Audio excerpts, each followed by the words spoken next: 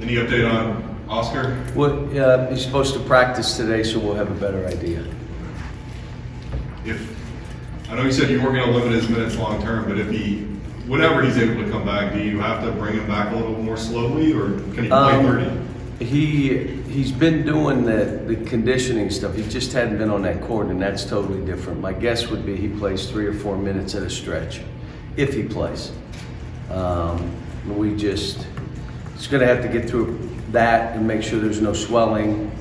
From what I'm hearing, he doesn't have the lift yet. So, but knowing him, he wants to play. But I can't tell you right now. How are your bigs in the meantime? How are you seeing them becoming more assertive with the minutes that they're getting? Well, it's given Lance a chance, and it's given Ugo a chance. Ugana and Lance are 2 different players, and I keep saying, you got to impact the game, or the other guy plays. Now, what does that mean? You're impacting the game, Lance, in a different way than he is. He can't impact it like you do, and you can't impact it like him, but you got to impact the game. And you got to come up with balls. You got to figure that out. And as long as that's the case, and they've had 2 games of 20 minutes each, they're both going to have an opportunity in this game. And, the game is going to be physical. The guys on my team that are physical will have the best opportunity. In this kind of game, if a guy struggles physically, you just, next game. Because this is a hand-to-hand combat, the way they play. And they wedge, they tip out. If you don't grab balls with 2 hands, you're not getting them. One of the best offensive rebounding teams in the country. They fly up and down. They had Gonzaga beat. If you watch the game, they should have won that game. And now they're a top 20 team, which they were at the beginning. They're big, so they're good. The biggest thing with us, we haven't practiced together. This isn't like, put a group together, let's try to go play Michigan State on national television. I mean, I have no idea what to expect. I don't. First of all, I don't know if he's playing or how much he'll play in Oscar.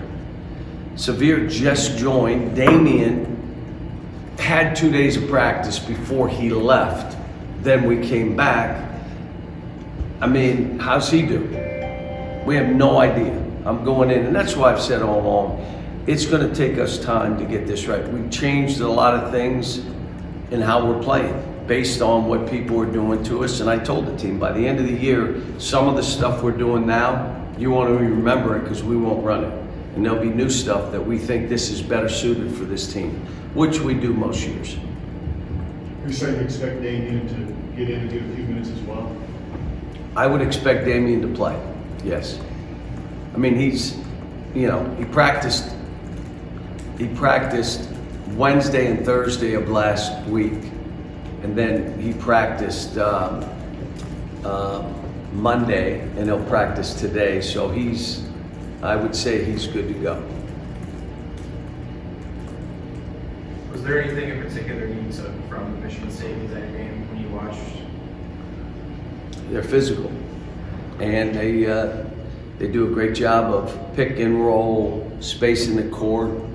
Their 4 can really shoot. Hauser's a terrific shooter. Their guard is a downhill runner. He comes right at you and leads with elbows and knees. It's the typical Tom Izzo coach team. I mean, when they screen, they screen. And no, let me avoid this. I'm coming to you to let you know. And, it'll be exciting. It'll be a hard game for us. I mean, I'm going to say it again. I have no idea what to expect. Is it kind of ironic you get it back in that building in Indianapolis where you ended the season? We've been good in that building. I mean, we have had good runs. I can remember that Notre Dame game, one of the best games, and I believe West Virginia before that. In other years, well, I think we beat Wichita State, who was undefeated, I think was in that building. We've had a great run. That team we play, everybody knows now, they could have been in the Final Four. could have, should have, whatever, but that team was not a slouch team we got beat by. And being injured, and so we've been good up there. Now, they have played more games in there, but they got a little bit of a new team because they play their tournament there. Count your teams and Tom's teams have gone at it quite a bit. Do you have like any memory that comes back of, facing one of his teams in the past? Can't remember. I think we were in Chicago when we had Julius, and the only way we could stay in the game was throw it to Julius every single time the second half. No, you don't understand what I'm saying. And ran the same play to throw it to Julius because all we were trying to do is give us a chance. I think we were down 20-2 to start the game, if I remember right. I remember Tyrese going absolutely bonkers, throwing bombs from NBA level. So there have been great games, and they're wars. If you're not ready for a war, this isn't the game. I mean, this is going to be, they fly up and down the court, they get it in quick, they rebound and run. They've got good post-up players at 3 different positions. All 3 can post you. They're good. I know you can't say much about the announcement later today, but already the guys that have signed the 2023 class, it looks like it's going to be, on paper at least, one of the best you guys have ever had. What do you think of that class? Well, you can't evaluate until after they've been here and they play a little bit, and then you look back and say, wow. So some of the classes that we were saying wow before, we said wow after too. But unbelievable group of young people. They all wanted to be here together.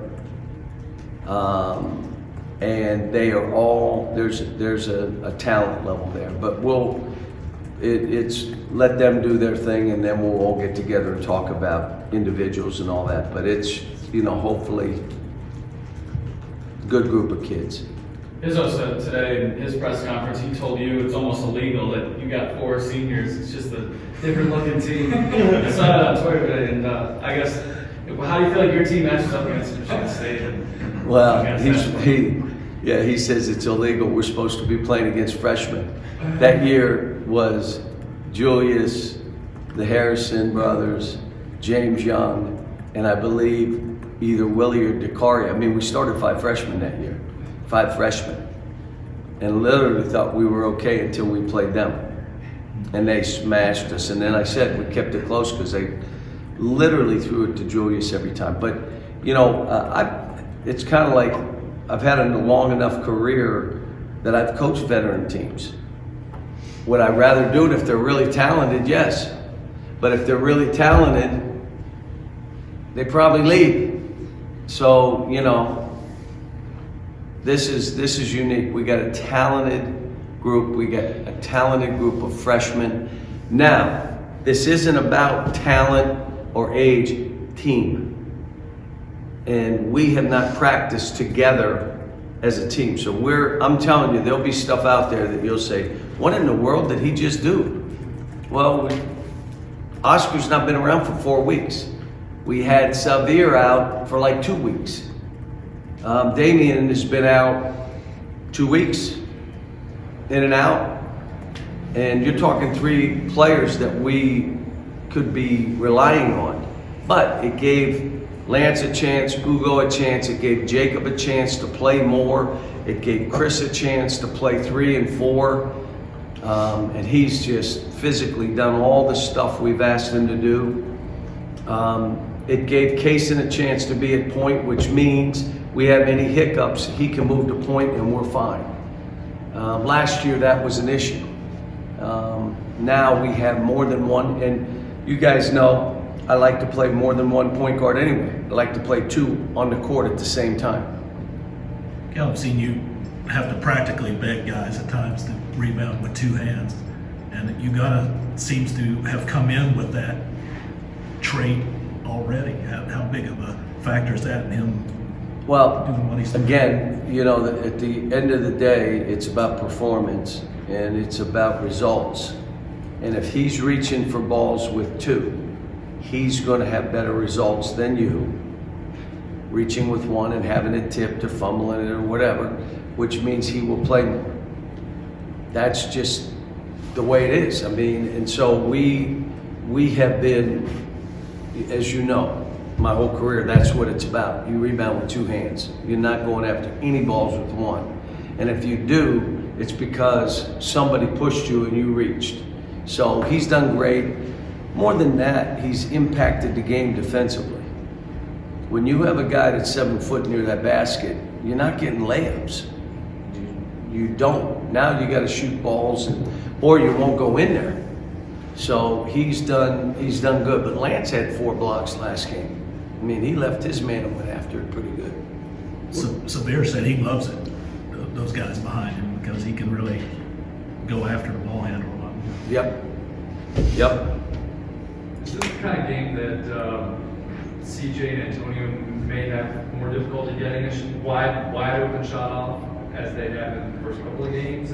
Not if Oscar's in there. And you got your choice. Don't let them touch it. Stay out there and let Oscar go one-on-one.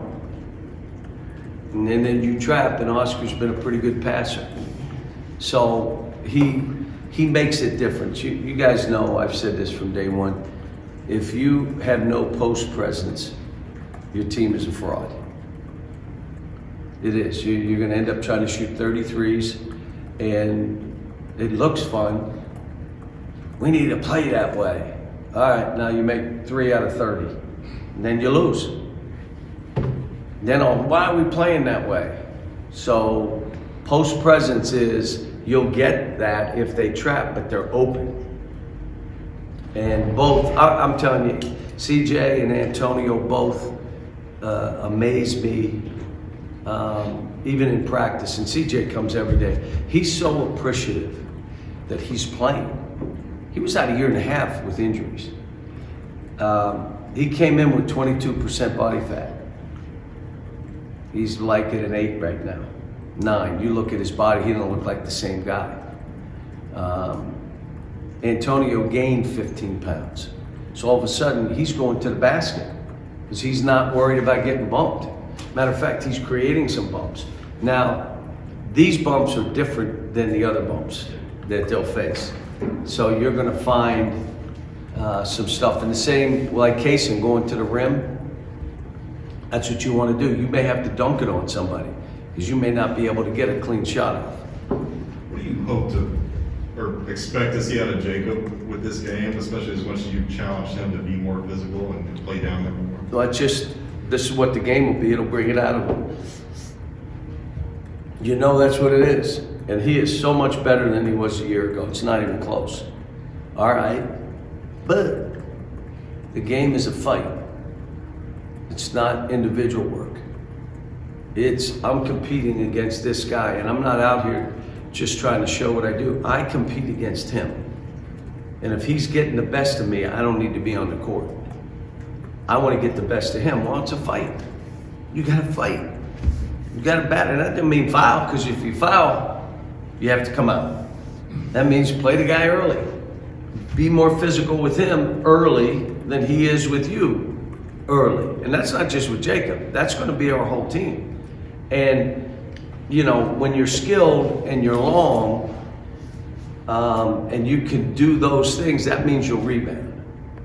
I mean, everybody talks about my team's record when we hold somebody to 40% or when they score less than 63 or 55 and all these gaudy numbers. But the same could be said with the rebound margin. So the rebound margin, you out-rebound somebody by 10, 12 rebounds, that's a big number. And a bunch of those are going to end up being offensive rebounds. Last year, I think we offensive rebound nearly 14 a game. Well, we had 2 at halftime against Duquesne. And we got guys that don't think it's their responsibility. It is. 3 guys, it is. What are your attempts? So he's been fine. He just, as we go, if a team thinks you can be physical with any player on my team and it affects their play, How are they going to be played? Physical. So you say it ain't working. That physical stuff ain't working against me. That's every player on my team. When you negate that, now you have a big advantage because it's a mental thing now.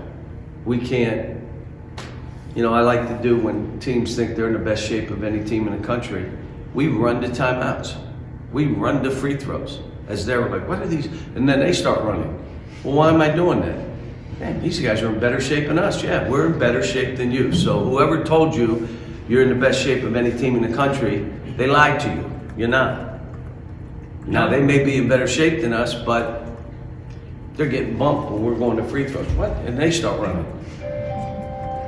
Yes. Now, there have been some years where this game, the Champions Classic, has been like the first game of the season for you. Do you prefer that? Because you maybe an idea where you're at. We all just, don't you want to see better games?